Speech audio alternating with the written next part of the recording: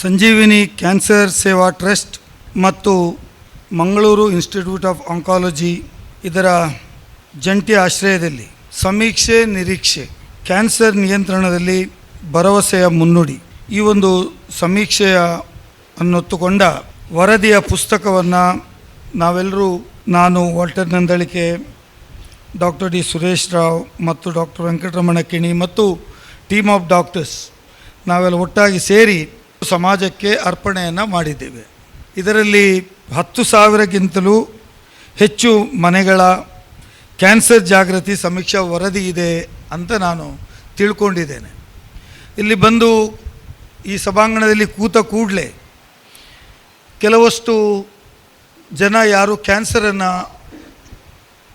ಚಿಕಿತ್ಸೆ ಅಥವಾ ಕ್ಯಾನ್ಸರ್ ರೋಗವನ್ನು ಹೊತ್ತುಕೊಂಡು ಬಂದವರು ಈ ಆಸ್ಪತ್ರೆಯಲ್ಲಿ ಚಿಕಿತ್ಸೆ ಪಡೆದ ನಂತರ ನಮ್ಮ ಅನುಭವ ಏನು ಅಂತ ಸಾಕ್ಷಿಯನ್ನು ಕೊಟ್ಟಿದ್ದಾರೆ.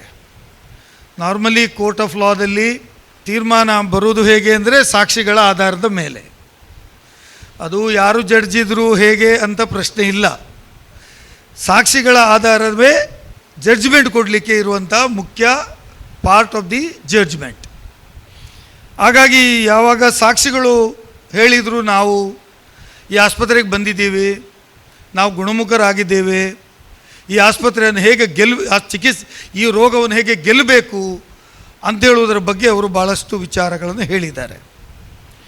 ಅದೇ ರೀತಿ ವಾಲ್ಟರ್ ನಂದಳಿಕೆ ಅವರ ನೇತೃತ್ವದಲ್ಲಿ ಈಗ ಎಲ್ಲೆಲ್ಲಿ ವರ್ಡಿಂಗ್ಸ್ ಬೋರ್ಡ್ಗಳನ್ನು ನೋಡ್ತೇನೆ ಮತ್ತು ಟಿ ವಿಗಳಲ್ಲಿ ಓಪನ್ ಮಾಡಿದರೆ ಅವರೇ ಬಂದು ನಿಂತುಕೊಳ್ತಾರೆ, ಕ್ಯಾನ್ಸರ್ ಗೆಲ್ಲೋಣ ಅಂತಾರೆ. ಹೌದಪ್ಪ, ಗೆಲ್ಲಬೇಕು ಹೇಗೆ ಅಂತ ನಾನು ಪ್ರಶ್ನೆ ಮಾಡ್ತಾ ಇದ್ದೆ ಮನೆಯಲ್ಲಿ ಕೂತು. ಇವತ್ತು ಅವರೂ ಬಂದು ವೇದಿಕೆಯಲ್ಲಿ ಕೂತಿದ್ದಾರೆ. ಡಾಕ್ಟ್ರು ಹೇಳಿದ್ದಾರೆ, ಅವರು ಭಾಳಷ್ಟು ಜನರಲ್ಲಿ ಅವೇರ್ನೆಸ್ಸನ್ನು ಕ್ರಿಯೇಟ್ ಮಾಡಿದ್ದಾರೆ. ಹಾಗಾಗಿ ಈ ರೋಗವನ್ನು ನಿವಾರಣೆ ಮಾಡಲಿಕ್ಕೆ ಅಂದರೆ ಮೊಳಕೆಯಲ್ಲಿಯೇ ಅದನ್ನು ಗುಣಪಡಿಸಲಿಕ್ಕೆ ಸೂಜಿಯಲ್ಲಿ ತೆಗಿಬೇಕಾದುದನ್ನು ಮತ್ತು ಕತ್ತಿಯಲ್ಲಿ ತೆಗಿಬೇಕಾದ ಅನಿವಾರ್ಯತೆ ಬೇಡ, ಸೂಜಿಯಲ್ಲೇ ಅದನ್ನು ರಿಪೇರಿ ಮಾಡ್ತಕ್ಕಂಥ ಸನ್ನಿವೇಶದಲ್ಲಿ ನಾವು ಜನರಿಗೆ ಭಾಳಷ್ಟು ಮಾಹಿತಿಯನ್ನು ಕೊಡುವಂಥ ಕಾರ್ಯಕ್ರಮ ಮಾಡಿದ್ದೇವೆ ಅಂತ ಹೇಳಿದ್ದಾರೆ. ನಾನು ಇದು ಒಂದು ಒಳ್ಳೆಯ ಕಾರ್ಯಕ್ರಮ ಮಾಡ್ತಾಯಿದ್ದೀರಿ, ಅದಕ್ಕಾಗಿ ನಾನು MIO ಅವರಿಗೆ ಅಭಿನಂದನೆಯನ್ನು ಸಲ್ಲಿಸ್ತೇನೆ.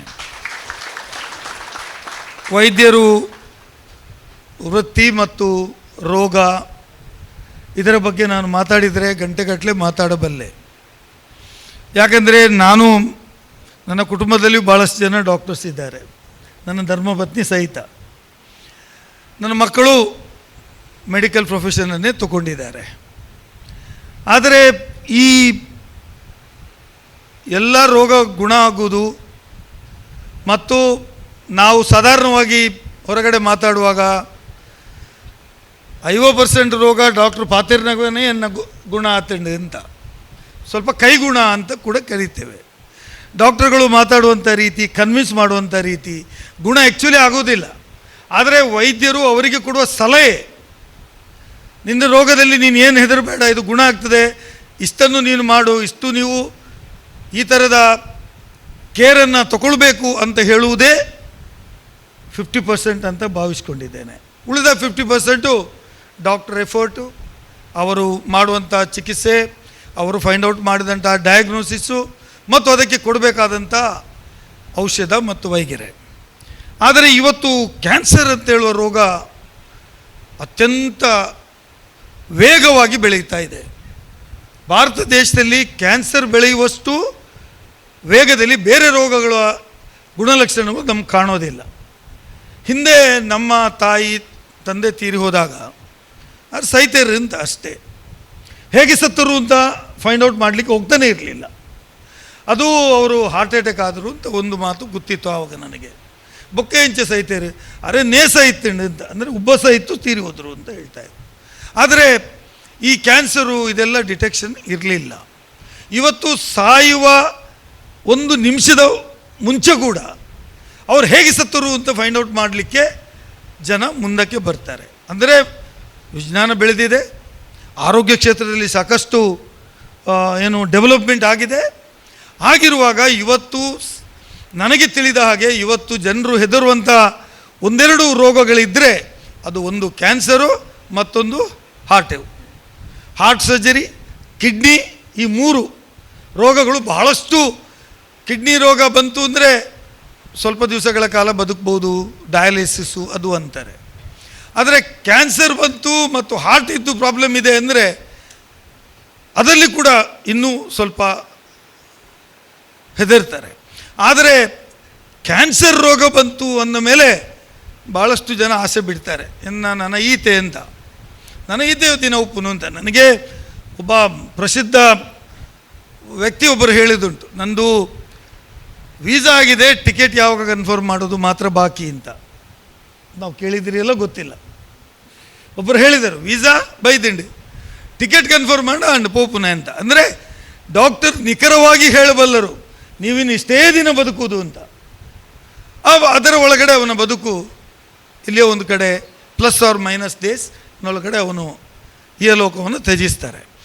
ಅಂಥ ಭಯಂಕರವಾಗಿರ್ತಕ್ಕಂಥ ಭಯಾನಕವಾದಂಥ ಈ ರೋಗವನ್ನು ಬಹಳ ಪ್ರೈಮರಿ ಸ್ಟೇಜಲ್ಲಿಯೇ ಅದನ್ನು ಫೈಂಡ್ ಔಟ್ ಮಾಡಿ ಅದಕ್ಕೆ ಸರಿಯಾದಂಥ ಚಿಕಿತ್ಸೆಯನ್ನು ಕೊಟ್ಟು ಅದನ್ನು ಗುಣಪಡಿಸಲಿಕ್ಕೆ ಪ್ರಯತ್ನ ಮಾಡುವಂಥ ಒಂದು ಕಾರ್ಯಕ್ರಮ ಈ ಇನ್ಸ್ಟಿಟ್ಯೂಷನಿಂದ ನಡೀತಾ ಇದೆ ಅಂತೇಳೋದು ಅತ್ಯಂತ ಸಂತೋಷದ ವಿಚಾರ. ಇವತ್ತು MIO ಅವರು ಏನು ಮಾಡಬೇಕಿತ್ತು ಅದು ಸರ್ಕಾರ ಮಾಡಬೇಕಾದಂಥ ಕೆಲಸ. It is the duty of the government to give medical treatment or medical advice to each and every one of the their country man or their state person. ಇದು ನಮ್ಮ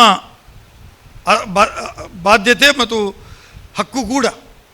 ಆದರೆ ಇವತ್ತು ಕ್ಯಾನ್ಸರನ್ನು ಚಿಕಿತ್ಸೆಗೆ ಒಳಪಡಿಸುವುದು, ಅದರ ಕಾಸ್ಟ್ ಬಗ್ಗೆ ನೋಡಿದರೆ ಕ್ಯಾನ್ಸರ್ ಸ್ವಲ್ಪ ಅತ್ಯಂತ ಕಾಸ್ಟ್ಲಿಯೆಸ್ಟ್ ಮೆಡಿಸಿನ್ ಅಂತ ಹೇಳ್ತೀವಿ.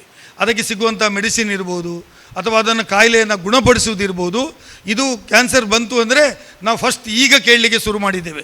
ಈಗ ಅವು ಸ್ಟೇಜ್ ಉಂಡುಗೆ ಅಂತ ಫಸ್ಟು ಅವು ಡಾಕ್ಟ್ರ್ ಬಂಡರೆ ಮೂಜಿ 4 ಮತ್ತು ಸ್ಟೇಜ್ ಉಂಟಾ 4 ಲಾಸ್ಟಾ? ಹಾಂ ಅಷ್ಟೇ. ಅವು ಮೂಜಿ 4 ಅಂತ. ಮೂಜಿ 4 ಅಂತೇಳಿದರೆ ಮುಗಿಯಿತು ಅಂತ. ಫಸ್ಟ್ ಸ್ಟೇಜ್ ಉಂಡಿಗೆ ಅಂತೇಳಿದರೆ ಅವಾಗ ಬೆಸ್ಟ್ ಡಾಕ್ಟ್ರ್ ಏರು ಅಂತ ಬಂಡ ಗುಣಪಡಿಸಲಿಕ್ಕೆ ಆಗ್ತದೆ ಅಂತ. 2-3 ಸ್ಟೇಜ್ ಆದಮೇಲೆ ಆದರೆ ಅದು ಸ್ವಲ್ಪ ಕಷ್ಟ ಅಂತ. ನಾನು ಇದೇ ಆಸ್ಪತ್ರೆಯಿಂದ ಕೆಲವರು ನನ್ನ ಹತ್ರ ಬರ್ತಾರೆ, ನನಗೆ ಮುಖ್ಯಮಂತ್ರಿ ಪರಿಹಾರ ನಿಧಿಯಿಂದ ಏನೋ ಸಹಾಯ ಮಾಡಿ ಅಂತ ಬರ್ತಾರೆ. ಆವಾಗ ಏನು ಹೇಳಿದ್ರಮ್ಮ ನಿಮಗೆ ಡಾಕ್ಟ್ರು ಹೇಳಿದ್ದಾರೆ, ನನ್ನ ಆಸ್ಪತ್ರೆ ತುಂಬಿಡ್ಚಿ ಇಲ್ಲಡೆಬೋದು ಟ್ರೀಟ್ಮೆಂಟ್ ಮಾಡ್ತಾನೆ ಯಾವು ಅಂತ ಹೇಳಿದ್ದಾರೆ ಅಂತ ಹೇಳ್ತಾರೆ. ಅವರು ಹೇಳಿ ಒಂದು 15-20 ದಿವಸದೊಳಗಡೆ ಅವರ ಮಗ ಬರ್ತಾನೆ, ದಾದಾಂಡೆ ಅಮ್ಮ ತೀರ್ಪೋರಿ ಅಂತ. ಅಂದರೆ ಅನ್ನೆಸೆಸರಿಯಾಗಿ ಟ್ರೀಟ್ಮೆಂಟ್ ಮಾಡುವುದು ಒಂದು ಕಡೆ ಇರ್ತದೆ, ನೇರವಾಗಿ ಹೇಳಿ ಅವರಿಗೆ ನೋಡಪ್ಪ ಇದು ಈ ರೀತಿ ಉಂಟು ಅಂತ ಹೇಳುವುದು ಇನ್ನೊಂದು ಕಡೆ ಇರ್ತದೆ. ಹಾಗಾಗಿ ಇವತ್ತು ಈ ಒಂದು ಪ್ರತ್ಯೇಕವಾದಂಥ ಕ್ಯಾನ್ಸರ್ ರೋಗಕ್ಕೆ ಸರ್ಕಾರವೇ ಎಲ್ಲ ಮಾಡಲಿಕ್ಕೆ ಆಗ್ತದೆ ಅಂತ ನನ್ನ ಮನಸ್ಸಿನಲ್ಲಿ ಇಲ್ಲ. Because this is A super speciality treatment. ಇದಕ್ಕೆ ಭಾಳ ಕೇರ್ ತಗೊಳ್ಬೇಕಾಗ್ತದೆ, ಭಾಳಷ್ಟು ಸರ್ಕಾರ ವೆಚ್ಚ ಮಾಡಬೇಕಾಗ್ತದೆ. ಅದಕ್ಕೆ ನಾನು ಡಾಕ್ಟ್ರೇ ಇದನ್ನು ಅನೇಕ ಬಾರಿ ವಿಧಾನಸಭೆಯಲ್ಲಿ ವಿಧಾನ ಪರಿಷತ್ತಲ್ಲಿ ಮಾತಾಡಿ medical education minister as well as the health ಮಿನಿಸ್ಟರ್ಗೆ ಕನ್ವಿನ್ಸ್ ಮಾಡಿದ್ದೆ. ನಮ್ಮ ಜಿಲ್ಲೆಗೆ ಸಂಬಂಧಪಟ್ಟ ಕರಾವಳಿ ಭಾಗಕ್ಕೆ ಸಂಬಂಧಪಟ್ಟ ಹಾಗೆ ಒಂದು ಸ್ಯಾಟಲೈಟ್ ಬ್ರ್ಯಾಂಚನ್ನು ಕ್ಯಾನ್ಸರ್ ಆಸ್ಪತ್ರೆಯದು ಮತ್ತು ಹಾರ್ಟ್ ಆಸ್ಪತ್ರೆಯದು ಇಲ್ಲಿ ಮಾಡಿ ಜಯದೇವ ಆಸ್ಪತ್ರೆ ಮತ್ತು ಬೇರೆ ಬೇರೆ ಆಸ್ಪತ್ರೆಯ ಮಾದರಿಯಲ್ಲಿ ಅಂತ ಹೇಳಿದ್ದೆ. ನನಗೆ ಮೆಡಿಕಲ್ ಎಜುಕೇಷನ್ ಮಿನಿಸ್ಟ್ರು ಆನ್ಸರ್ ಕೊಟ್ಟರು ಸದನದಲ್ಲಿ, ಹೌದಪ್ಪ ನೀನು ಹೇಳಿ ಸರಿ ಇದೆ, ಒಂದು ಇದರ ಬ್ರಾಂಚನ್ನು ಕ್ಯಾನ್ಸರ್ಗೆ ಸಂಬಂಧಪಟ್ಟ ಹಾಗೆ ಅಥವಾ ಹಾರ್ಟ್ಗೆ ಸಂಬಂಧಪಟ್ಟ ಹಾಗೆ ಒಂದು ಹೃದಯ ರೋಗಿಗೆ ಸಂಬಂಧಪಟ್ಟಂಥ ಒಂದು ಸ್ಯಾಟಲೈಟ್ ಬ್ರಾಂಚನ್ನು ಇಲ್ಲಿ ಮಾಡಬೇಕಿದ್ರೆ ಸುಮಾರು 300 ಕೋಟಿ ರೂಪಾಯಿ ವೆಚ್ಚ ಆಗ್ತದೆ. ಸರ್ಕಾರಕ್ಕೆ ಇದು ದೊಡ್ಡ ಆದಂಥ ಒಂದು ಬರ್ಡನ್ ಆಗ್ತದೆ. ಮತ್ತು ಇದನ್ನು ಮೇಂಟೈನ್ ಮಾಡ್ತಕ್ಕಂಥ ಸೂಪರ್ ಸ್ಪೆಷಾಲಿಟಿ ವೈದ್ಯರು ಕೂಡ ಅದಕ್ಕೆ ಬೇಕಾದಷ್ಟು ಬೇಕಾಗ್ತದೆ. ಹಾಗಾಗಿ ಇದು ನಾವು ಪ್ರೈವೇಟ್ ಜೊತೆ ಸೇರಿಕೊಂಡು ಮಾಡುವಂಥ ಒಪ್ಪಂದವನ್ನು ಮಾಡಲಿಕ್ಕೆ ಇದರ ಬಗ್ಗೆ ಆಲೋಚನೆ ಮಾಡ್ತಾ ಇದ್ದೀವಿ ಅಂತ ಹೇಳಿದರು. ಈಗಾಗಲೇ ಅಂಥದ್ದು ಮೈಸೂರಿನಲ್ಲಿ, ಗುಲ್ಬರ್ಗಾದಲ್ಲಿ ಇಂಥ ಕಡೆಗಳಲ್ಲಿ ಈಗ ಅದು ಪ್ರಾರಂಭ ಮಾಡಿದ್ದಾರೆ. ಹಾಗಾಗಿ ನಾನು ನಮ್ಮ ಡಾಕ್ಟ್ರಿಗೆ ಹೇಳುವಂಥ ಸುರೇಶ್ ರಾಯರಿಗೆ, ತಮ್ಮ ಹತ್ರ ಜನರಿಗೆ ನೀವು ವಿಶ್ವಾಸ ಬಂದುಬಿಟ್ಟಿದ್ದೀರಿ, ನಿಮ್ಮ ಟೀಮ್ ಆಫ್ ಡಾಕ್ಟರ್ಸ್ ಜನರ ವಿಶ್ವಾಸವನ್ನು ಗೆದ್ದುಕೊಂಡಿದ್ದಾರೆ. ನಾನು ಸರ್ಕಾರ ಜೊತೆ ಮಾತಾಡಬೇಕು ಅಂತ ಬಯಸಿದ್ದೇನೆ ನಿಮ್ಮ ಈ ಸಮೀಕ್ಷೆ ಶುರುವಾದ ಮೇಲೆ ಮತ್ತು ನೀವು ಮಾಡುವಂಥ ಕೆಲಸಗಳ ಮೇಲೆ. ಯಾಕೆ ನೀವು ಕೂಡ ಸರ್ಕಾರದ ಜೊತೆ ಸೇರಿ, ಇವತ್ತು ಸರ್ಕಾರವೇ ಎಲ್ಲ ಮಾಡಬೇಕು ಅಂದಾಗ ನೀವು ಕೂಡ ಸರ್ಕಾರದ ಜೊತೆ ಸೇರಿ ಒಟ್ಟು ಸೇರಿ ಮಾಡಿದರೆ ಬಹುಶಃ ರೋಗಿಗಳಿಗೆ ಅಥವಾ ಯಾರು ಉತ್ತಮ ಚಿಕಿತ್ಸೆಗಾಗಿ ಬಯಸಿಕೊಂಡು ಬರ್ತಾರೆ ಅವರು ತಮ್ಮ ಜೀವನದಲ್ಲಿ ಸಂತಸದ ದಿನಗಳನ್ನು ಕಾಣಲಿಕ್ಕೆ ಸಾಧ್ಯ ಆಗ್ತದೆ ಅಂತ ನಾನು ಭಾವಿಸ್ಕೊಂಡಿದ್ದೇನೆ. ಇವತ್ತು ಕ್ಯಾನ್ಸರನ್ನು ಗೆಲ್ಲೋಣ, ಹೌದು ಗೆಲ್ಲೇಬೇಕು. ಮನುಷ್ಯರು ಹೆಚ್ಚು ದಿವಸಗಳ ಕಾಲ ಬದುಕಬೇಕು. ಇವತ್ತು ಮೆಡಿಕಲ್ ಫೀಲ್ಡಲ್ಲಿ ಭಾಳಷ್ಟು ಸಂಶೋಧನೆಗಳು ನಡೀತಾ ಇದೆ, ಅಡ್ವಾನ್ಸ್ಡ್ ಟೆಕ್ನಾಲಜಿ ಬರ್ತಾ ಇದೆ. ನೀವು ಹೇಳಿದಿರಿ ಮಾತಾಡುವಾಗ ಅಮೆರಿಕಾದಲ್ಲೆಲ್ಲ ಸರ್ವೈವಲ್ ಕ್ಯಾನ್ಸರ್ ಇಂಥದ್ದೆಲ್ಲ ರೂಟ್ ಔಟ್ ಆಗಿಬಿಟ್ಟಿದೆ. ಅದನ್ನು ನಾವು ಇನ್ನೂ ಅಲ್ಲೇ ಇದ್ದೇವೆ, 20 ವರ್ಷ 25 ವರ್ಷದ ಹಿಂದೆ ಇದ್ದೀವಿ. ಹಾಗಾಗಿ ಹೊಸ ಹೊಸ ಟೆಕ್ನಾಲಜಿಗಳು ಬರೋದು. ಈಗ ಡಿಟೆಕ್ಷನ್ಗೆ ಮೊನ್ನೆ ನನ್ನ ಮಿತ್ರರೊಬ್ಬರು ಆಸ್ಪತ್ರೆಗೆ ಅಡ್ಮಿಟ್ ಆಗಿದ್ದರು, ಹಾರ್ಟಿಗೆ ಸಂಬಂಧಪಟ್ಟ ಹಾಗೆ. ಅವರು ಹೊರಗೆ ಬಂದು ಒಂದು ಮೆಸೇಜನ್ನು ಕಳಿಸಿದರು ನಮಗೆಲ್ರಿಗೂ. ನಾವು ದೇಹ ಅಂದರೆ ಬರೇ ಕೈ ಕಾಲು ಗಟ್ಟಿ ಇದೆ ಅಂತ ನನಗೆ ಹೇಳಿದರೆ ಏನೋ ಗೊತ್ತಿಲ್ಲ, ಅವರು ಕೈ ಕಾಲು ಗಟ್ಟಿ ಇದೆ ಅಂತಲೇ ಸಾಲದು, ದೇಹದ ಒಳಗಡೆ ಏನಾಗ್ತಾ ಇದೆ ಅದನ್ನು ತಿಳ್ಕೊಳ್ಳಿಕ್ಕೆ ಈಗ ಬಂದಿರತಕ್ಕಂಥ ಯಂತ್ರಗಳು ಏನಿದ್ದಾವೆ, ಸ್ಪೆಷಲೈಸ್ಡ್ ಇನ್ಸ್ಟ್ರೂಮೆಂಟ್ಸ್ಗಳು ಏನೇ ಬಂದಿದ್ದಾರೆ, ಅದನ್ನು ನೀವು ಅದರ ಟೆಸ್ಟನ್ನು ಮಾಡಬೇಕು ಅಂತ ನಮಗೆಲ್ಲ ಶಾಸಕರುಗಳಿಗೆ ಬರೆದರು ಮತ್ತು ಕಳಿಸಿದ್ರು. ಯಾರು ಅಂತ ನಾನು ಹೇಳೋದಿಲ್ಲ, ಕೆಲವರಿಗಾದರೂ ಗೊತ್ತಾಗಿರ್ಬೋದು. ಹಾಗಾಗಿ ಅಲ್ಟಿಮೇಟ್ಲಿ ನಮಗೆ ಏನು ಅಂದರೆ ನಮ್ಮ ಜೀವದ ರಕ್ಷಣೆ ಮಾಡೋದು, ಆರೋಗ್ಯದ ರಕ್ಷಣೆ ಮಾಡೋದು ನಮ್ಮ ಕೈಯಲ್ಲಿದೆ ಅಂತ ಹೇಳೋದು ವಾಲ್ಟರ್ ನಂದಳಿಕೆಯವರು. ನಿಮ್ಮ ಆರೋಗ್ಯ ನಿನ್ನ ಕೈಯಲ್ಲಿದೆ, ನಿನ್ನ ಕಸ ನಿನ್ನ ಕಿಸೆಯಲ್ಲಿ ಅಂತ ಹಿಂದೊಮ್ಮೆ ಹೇಳ್ತಾ ಇದ್ರು ಅವರು. ಈಗ ಇದನ್ನು ಶುರು ಮಾಡಿದ್ದಾರೆ ವಸ್ತು. ಹಿಂದೊಮ್ಮೆ ಹೇಳಿದರು ನಿನ್ನ ಕಸ ಚಾಕ್ಲೇಟ್ ತಿಂದ್ಯಾ, ಕಸ ಬಿಸಾಡಬೇಡ, ನಿನ್ನ ಕಿಸೆಯಲ್ಲಿ ಹಾಕಿಬಿಡು ಅಂತ. ನಿನ್ನ ಕಸ ನಿನ್ನ ಕಿಸೆ ಅಂದರು. ಈಗ ಕ್ಯಾನ್ಸರ್ ಗೆಲ್ಲೋಣ ಅಂತ ಮತ್ತೊಂದು ಶುರು ಮಾಡಿದ್ದಾರೆ. ಸೊ ಏನು ಶುರು ಮಾಡಿದ್ರು ಅದು ಜನರಿಗೆ ಅಲ್ಟಿಮೇಟ್ಲಿ ಮುಟ್ಟಬೇಕು, ಮುಟ್ತದೆ. ಮತ್ತು ಈ ದೃಷ್ಟಿಯಲ್ಲಿ ನಮ್ಮ ಡಾಕ್ಟರ್ ಸುರೇಶ್ ರಾಯರು ಅವರು ಸಿಂಪಲ್ ಇದ್ದಾರೆ ನೋಡಲಿಕ್ಕೆ, ಡಾಕ್ಟ್ರಾಗಿ ಅನಿಸೋದಿಲ್ಲ. ನಮಗೆ ಇಲ್ಲಿ ಚಹಾ ಕುಡಿಸ್ಲಿಕ್ಕೆ ಬಂದರೆ ನಮಗೆ ಕಪ್ಪಲ್ಲಿ ಟೀ ಕೊಡ್ತಾರೆ, ಅವ್ರಿಗೊಂದಿಷ್ಟು ದಪ್ಪ ಗ್ಲಾಸಲ್ಲಿ ಕೊಡ್ತಾರೆ. ಅದು ಯಾಕಾಗಿ ಅಂತ ನನಗೆ ಗೊತ್ತಿಲ್ಲ. ಅವರು ಹೀಗೆ ನಾನು ಹೇಳಿದ್ದು ಮಸ್ತ್ ಬರ್ಪೆರ ತೂಕ ಅಂತ, ಒಳಗೆ ಚಿಕ್ಕ ಗ್ಲಾಸು, ಒಳಗೆ ಮಾತ್ರ ದೊಡ್ಡ ಪ್ಯಾಕ್. ಅಂದರೆ ಅವರೆಲ್ಲ ಅವರನ್ನು ರಕ್ಷಣೆ ಮಾಡಲಿಕ್ಕೆ ಏನೆಲ್ಲ ಬೇಕಾದೆಲ್ಲ ಮಾಡ್ತಾರೆ. ನಮಗೆ ಭಾಳ ವಿಶ್ವಾಸ ಇದೆ. ಭಾಳಷ್ಟು ಮಂದಿ, ನಾನು ಒಂದು 2-3 ಸಲ ಇಲ್ಲಿ ಭೇಟಿ ಕೊಟ್ಟಿದ್ದೆ. ನನಗೆ ಭಾಳಷ್ಟು ಅವರನ್ನು ನೋಡದಿದ್ದರೂ ನನಗೆ ಜನ ಬಂದು ಭಾಳಷ್ಟು ಮಾತಾಡ್ತಾ ಇದ್ದಾರೆ. ಹಾಗಾಗಿ ನಾನು ಡಾಕ್ಟ್ರಿಗೆ ಇಷ್ಟನ್ನು ಹೇಳಲಿಕ್ಕೆ ಬಯಸ್ತೇನೆ. ಡಾಕ್ಟ್ರೇ, ನೀವು ಮಾಡಿದಂಥ ಸಮೀಕ್ಷೆ ಮತ್ತು ನಿರೀಕ್ಷೆ, this will reach the people of state of Karnataka. ಇಡೀ ರಾಜ್ಯದ ಜನರಿಗೆ ಇದು ಮುಟ್ಟುವ ರೀತಿಯಲ್ಲಿ ನಾನು ಸಾಧ್ಯ ಆದರೆ ಇದೇ ಅಧಿವೇಶನದಲ್ಲಿ ಈ ಕ್ಯಾನ್ಸರ್ ಗೆಲ್ಲೋಣ ಅಂತ ಇದರ ಬಗ್ಗೆ ಕಾಲಿಂಗ್ ಅಟೆನ್ಷನನ್ನು ಹಾಕಿ ಸರ್ಕಾರದ ಗಮನಕ್ಕೆ ತಂದು, ಇಂಥದ್ದು ಒಂದು ಸಂಸ್ಥೆ ಇದೆ, ಈ ರೀತಿ ಮಾಡಿದೆ, ಇದನ್ನು ಮಾಡಲ್ ಆಗಿ ತಗೊಳ್ಳಿಯಪ್ಪ ಅಂತ ನಾನು ಹೇಳಲಿಕ್ಕೆ ಬಯಸ್ತೇನೆ. ಡಾಕ್ಟ್ರೆ, ಇದನ್ನು ಮಾಡ್ತಕ್ಕಂಥ ಜವಾಬ್ದಾರಿಯನ್ನು ನಾನು ತಗೊಳ್ತೇನೆ. ಮತ್ತು ನೀವೇನಾದರೂ ಇಲ್ಲಿ ಪುರ್ಸೋದಿದೆ ಬೆಂಗಳೂರಿಗೆ ಬರ್ತೇನೆ ಅಂತ ಆದರೆ I am ready to take you to the first person of the government of Karnataka. ಮುಖ್ಯಮಂತ್ರಿಯವ್ರ ಹತ್ರ ಕರ್ಕೊಂಡು ಹೋಗಿ ನಿಮ್ಮ ನೀವು ಮಾಡುವಂಥ ಸಾಧನೆ, ನಿಮ್ಮ ಚಿಂತನೆಯ ಬಗ್ಗೆ ಹೇಳಿ. And I would like to take you to the medical education minister as well the minister of the health. ತೆಗೆದುಕೊಂಡು ಹೋಗಿ ಇಂಥ ಕೆಲಸ ಮಾಡ್ತಾರೆ, ಇದನ್ನು ಮಾಡಲ್ ಆಗಿ ತಗೊಂಡು ನಮ್ಮ ರಾಜ್ಯದಲ್ಲಿ ಎಷ್ಟೋ ಮಂದಿ ಕ್ಯಾನ್ಸರ್ ಚಿಕಿತ್ಸೆಗಾಗಿ ಹೋರಾಟ ಮಾಡ್ತಕ್ಕಂಥದ್ದು, ಸಫರಿಂಗ್ ಆಗತಕ್ಕಂಥದ್ದು ಇದ್ದವರಿಗೆ ಒಂದು ಬೆಳಕನ್ನು ಕಂಡುಕೊಳ್ಳಲಿಕ್ಕೆ ಇಂಥ ಸಮೀಕ್ಷೆ ಸಹಾಯ ಆಗ್ತದೆ ಅಂತ ಹೇಳುವುದನ್ನು ನಾನು ಹೇಳಲಿಕ್ಕೆ ಪ್ರಯತ್ನವನ್ನು ಮಾಡ್ತೇನೆ. ನಿಮ್ಮ ಈ ಸಮೀಕ್ಷೆ ನಿರೀಕ್ಷೆ ಇದರ ಬಗ್ಗೆ ಹೆಚ್ಚು ಚರ್ಚೆ ಮುಂದಿನ ದಿನಗಳಲ್ಲಿ ಮಾಡೋಣ ಅಂತ ಮಾತನ್ನು ಹೇಳಿ, ನಿಮ್ಮ ಈ ಏನು ಶ್ರಮ ಇದೆ, ಈ ಶ್ರಮ ಮತ್ತು ನಿಮ್ಮ ಚಿಂತನೆ ಇದೆ, ಇದು ದೇವರಿಗೆ ಹತ್ತಿರ ಆಗಿರ್ತಕ್ಕಂಥದ್ದು ಅಂತ ನಾನು ಹೇಳಲಿಕ್ಕೆ ಬಯಸ್ತೇನೆ. ನಾವು ಶಾಸಕರುಗಳು ವಿಧಾನಸಭೆ ಒಳಗಡೆ ಹೋಗ್ತೀವಿ, ಅಲ್ಲಿ ಬರೆದಿದ್ದಾರೆ, ಏನು ಬರೆದಿದ್ದಾರೆ ಗೊತ್ತಾ? ಸರ್ಕಾರದ ಕೆಲಸ ದೇವರ ಕೆಲಸ, government work is God's work ಅಂತ ಬರೆದಿದ್ದಾರೆ. ಇದು ಯಾಕೆ ಬರೆದಿದ್ದಾರೆ ಅಂದರೆ, ಶಾಸಕರುಗಳು ಒಳಗಡೆ ಹೋಗಬೇಕು, ಶಾಸನ ಮಾಡಬೇಕು, ಆ ಶಾಸನ ಕರ್ನಾಟಕ ರಾಜ್ಯದ 6.5 ಕೋಟಿ ಜನರಿಗೂ ನ್ಯಾಯ ಕೊಡುವಂಥ ಕಾನೂನು ಮಾಡಬೇಕು ಅಂತ ಹೇಳುವಂಥದ್ದು.